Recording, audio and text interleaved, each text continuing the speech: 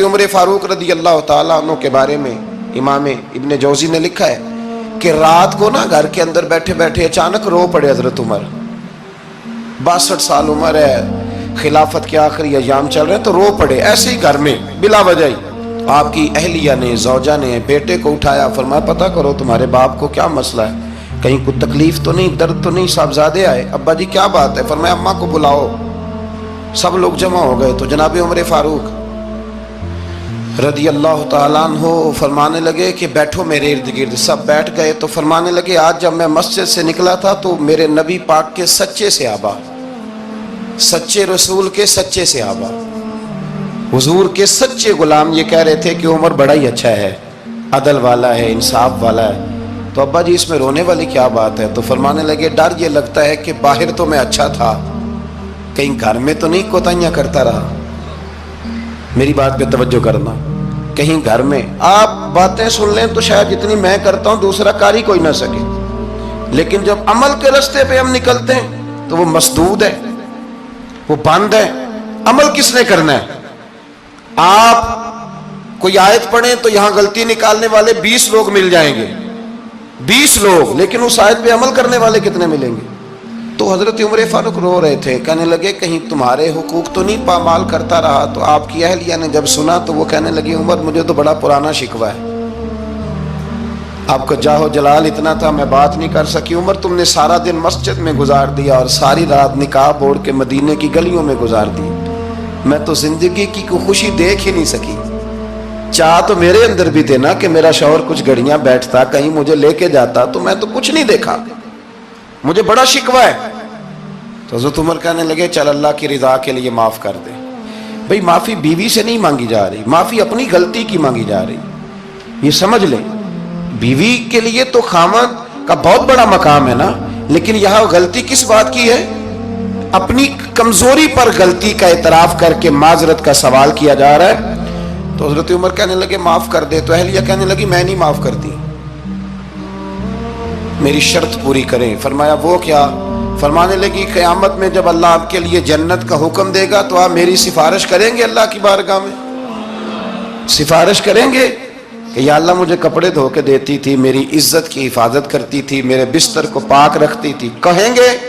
تو حضرت عمر فرمانے لگے تیرے ساتھ وعدہ رہا, رب نے اگر عمر کو اپنے فضل, اپنے کرم اور اپنے محبوب کے صدقے جنت دی تو عمر تیرے بغیر جنت میں نہیں جائے گا. عمل کا رستہ, عمل کا رستہ. دیکھیں نا, 2 دفعہ استاد بات کرتا ہے, 2 دفعہ, اور کوئی زیادہ, ایک تو ہے نا کہ ایم اے اور جناب ایم ایڈ اور ایم فل اور پھر پی ایچ ڈی قسم کا استاد. ایک وہ جو matric P T C teacher ہے نا, وہ 2 دفعہ اسٹوڈنٹ کو کام کہے تو تیسری دفعہ وہ ناراض ہو جاتا ہے, کہتا ہے میں 2 دفعہ کہا ہے. بچے کو آپ 2 دفعہ کہتے ہیں اور اگر تیسری دفعہ کہنا پڑے تو غصہ آتا ہے نہیں آتا؟ بھئی تو نے اتنی دفعہ کہا ہے, تو سمجھ نہیں رہا بات کو. اور اگر اللہ کریم قرآن مجید میں سینکڑوں دفعہ کہے نماز پڑھو, سینکڑوں دفعہ, اور یہ بہانے کر رہا ہے, یہ بھی پروگرام بنا رہا ہے, پھر کہتا ہے میں بے چین رہتا ہوں, میں بے قرار رہتا ہوں. عمل کا رستہ اس کو اختیار کریں, آپ سکون میں رہیں گے. بد عمل آدمی اور بے عمل آدمی یہ ہمیشہ پریشان رہتے ہیں, ہمیشہ. عمل کریں, توبہ کریں تو پھر بدل جائیں, پھر تبدیلی آئے. اور یہ کوئی مشکل کام نہیں, جو بدلنے والے تھے وہ بدل گئے. بڑا کچھ کرتے تھے پر پھر وہ لوگ بدل گئے. حضرت فضالہ رضی اللہ تعالیٰ عنہ کہتے ہیں کہ میں بڑا دلدادہ تھا عورتوں کا, اور میرا ماحول یہ تھا کہ میں قتل بھی کر لیتا تھا, معاذ اللہ چوری بھی کر لیتا تھا, اور رات میری طبیعت تھی معاذ اللہ نئی سے نئی عورت کے پاس جانا.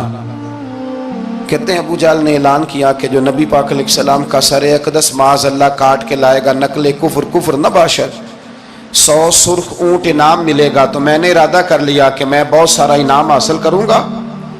قرآن مجید میں نا اللہ فرماتا ہے کہ بہت سارے لوگ ایسے ہیں جنہیں اگر میں رزق میں کشادگی دے دوں, زیادہ پیسے دے دوں, فرمایا باغی ہو جائیں, وہ سرکش ہو جائیں. یہ بہت سارے لوگوں کو جو اللہ تبارک و تعالیٰ اعتدال میں رکھتا ہے تو یہ ان کے لیے بہتر ہے. ہر بندہ دولت کے ہوتے ہوئے نیک ہو سکتا تو یہ اللہ اگر رکھتا ہے نا اعتدال میں تو شکر کرے اللہ کا، ورنہ تو لوگ عیاشیاں کریں، پتہ نہیں کیا کچھ کر گزرے۔ تو حضرت فضالہ کہتے ہیں کہ میں نے خنجر تیار کیا اور میں نے بغل میں اس کو چھپایا، اوپر میں نے چادر اوڑھ لی۔ اب مجھے پتا تھا ظہر کی نماز کے بعد نبی پاک صلی اللہ علیہ وسلم طواف کعبہ کے لیے، بیت اللہ شریف کے طواف کے لیے جاتے ہیں۔ کہتے ہیں میں بھی اس طرف بڑھا، رستے میں نا وہ خاتون جس کے گھر میں نے رات آنا تھا، میں نے دروازے پہ دستک دی، میں نے کہا کہ تیار رہنا، تیار رہنا، آج میں بڑے پیسے لے کے آؤں گا۔ اسے میں نے یہ کہا اور پھر میں چلا گیا بیت اللہ شریف کا طواف کرنے۔ کہتے ہیں اللہ کے محبوب بھی طواف کر رہے تھے تو میں نے بھی طواف شروع کر دیا۔ ارادہ یہ تھا کہ جہاں نبی پاک علیہ السلام میرے قریب سے گزریں گے تو موقع پا کر میں حضور کے جسم اقدس پر خنجر کھونپ دوں گا اور معاذ اللہ شہید کر دوں گا۔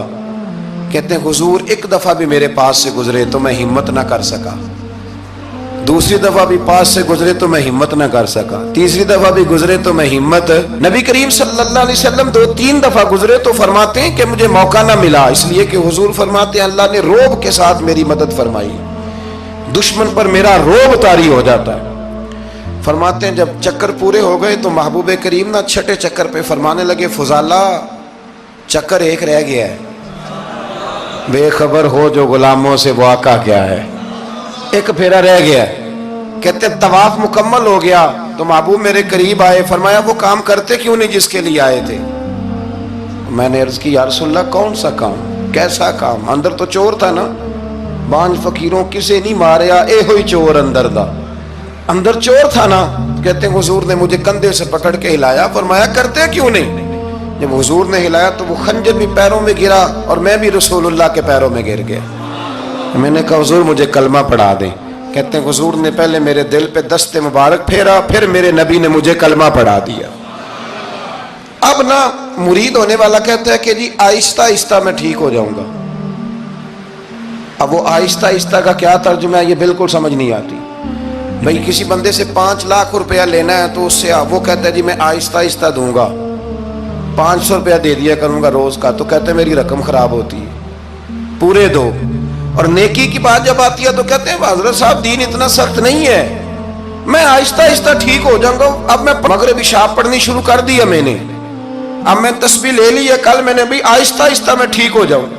یعنی رقم لینی ہو تو وہ آہستہ آہستہ قبول نہیں ہے، لیکن اور مکان کی رجسٹری اگر کرانی ہو تو مالک مکان کہے کہ آہستہ آہستہ کرا لو، کہتے ہیں پیسے پورے دیے، سویرے چل اور بیان دے۔ یہ کیا بات ہوئی؟ یہاں یہ جو ہمارا ماحول تھا نا کر لیں گے ہو جائے گا، یقین کریں لوگ قبروں میں چلے گئے ہیں پر مسجدوں میں نہیں آئے۔ ہر کام سے لوگ ریٹائر ہوئے پر گناہوں سے ریٹائر نہیں ہوئے، آخر تک تباہی اتر گئی لیکن لوگ بدلنے کو تیار نہ ہوئے۔ حضرت فضالہ کہتے ہیں ابھی میں نے کلمہ پڑھا، ابھی میں واپس آیا، رستے میں وہ بی بی کھڑی تھی، کہتے ہیں میں وہ شخص تھا کہ عورتیں مرتی تھی میرے اوپر اور کسی کی جرت تھی کہ وہ آئیں بائیں شائیں کرے، لیکن فرماتے ہیں میں بی بی کے پاس سے گزر گیا، پہلے تو اس کا خیال تھا رکے گا، لیکن جب میں رکا نہ تو دروازے پہ آئی۔